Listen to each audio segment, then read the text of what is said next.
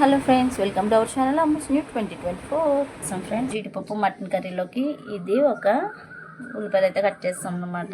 ఇదేమో లివర్ మా పిల్లల కోసం ఇటుగా మటన్ అయితే ముందుగా మేము ఇలాగా బాయిల్ చేసేసుకుంటాం అనమాట అండి. అల్లం వెల్లుల్లి మనం మటన్ జీడిపప్పు వండుకోవడానికి అయితే అంతా ప్రిపేర్ చేసుకున్నాం అనమాట. ఈ జీడిపప్పు బాయిల్ చేయడం చాలా పెద్ద టాస్క్ అండి. ఆనియన్స్ అవి ముందే కట్ చేసుకున్నాం కదా.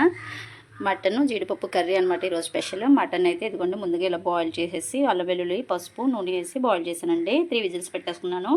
సో ఇప్పుడు మనం ఉల్లిపాయలు సపరేట్గా గ్రేవీలో కనిపించాలంటే కనుక ఇలా కుక్ చేసుకుంటే మంచిగా ఉంటుంది అనమాట. సో బాండీలో ఆయిల్ వేసానండి. ఆయిల్ హీట్ అయ్యింది. ఇప్పుడు ముందుగా మనం ఉల్లిపాయలు కొంచెం టమాటో వేసుకున్నాము. ఫస్ట్ ఆల్రెడీ మనం మసాలా వేసుకున్నాము, అయినా కూడా కొంచెం వేసుకున్నాం అనమాట. ఉల్లిపాయలు గోల్డెన్ బ్రౌన్ కలర్ వచ్చేంత వరకు వేయించుకోవాలి.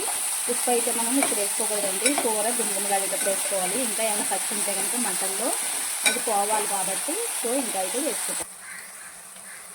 ఇదిగోండి ఫ్రెండ్స్, మనకి ఇప్పుడైతే ఇది గోల్డెన్ బ్రౌన్ కలర్కి వచ్చింది కదా. ఇప్పుడు మటన్ని మనం ప్రిపేర్ చేసుకున్న మటన్ అయితే ఇందులో వేసేసుకోవాలన్నమాట.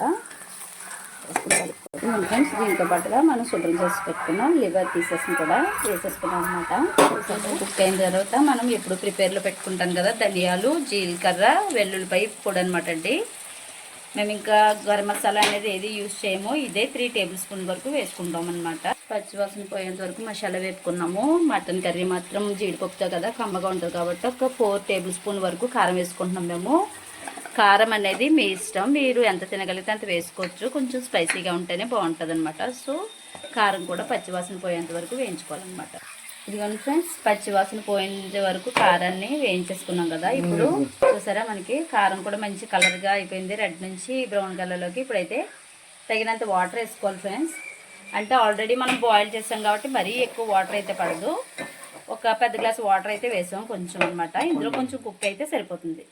జీడిపప్పు మటన్ అంటున్నారు, జీడిపప్పు వేయట్లేదు అనుకుంటున్నారా? ఇంకా వేయండి. పచ్చి జీడిపప్పు కలర్ మనం ఎక్కువసేపు ఉడకక్కర్లేదు. సో అందుకని ఇది గుమ్మగుమ్మలాడేటప్పుడు వేస్తాం. మనం ఇప్పుడు వరకు ఉప్పు అనేది వేయలేదు కాబట్టి ఇప్పుడు తగినంత ఉప్పు కూడా వేసేసుకుంటున్నామండి. చూసారు కదా చక్కగా. తగినంత కల్లుప్పు అండి, హెల్త్కి మంచిది. కల్లుప్పు లేదా సైంధవ లవణం కానీ యూజ్ చేస్తాం అన్నమాట మేము. ఇప్పుడు అది గుమ్మగుమ్మలాడేంత వరకు. ఇదిగోండి ఫ్రెండ్స్, ఇప్పుడు మన కర్రీ అయితే 75% అయితే కుక్ అయిపోయిందండి. ఇప్పుడు ముందుగా మనం ప్రిపేర్ చేసి పెట్టుకున్న పచ్చి జీడిపప్పు ఏదైతే ఉందో అది ఇందులో వేసేసుకోవాలి ఫ్రెండ్స్. ఇంకో వితిన్ 5 to 10 మినిట్స్లో మనకి జీడిపప్పు మటన్ కర్రీ అయితే ప్రిపేర్ అయిపోద్దండి. చూసారు కదా మంచి కలర్ఫుల్గా ఉంది కదా. సింపుల్ ప్రాసెస్ అండి. జీడిపప్పు బాగు చేయడమే పెద్ద ప్రాసెస్, మిగతాది అంతా సింపుల్గానే ఉంటుంది రెగ్యులర్గా వండుకునే కర్రీ కాబట్టి. చూసారు కదా ఫ్రెండ్స్, వితిన్ 10 సెకండ్స్లో మనకైతే టేస్టీ మటన్ జీడిపప్పు కర్రీ అయితే రెడీ అయిపోతుంది.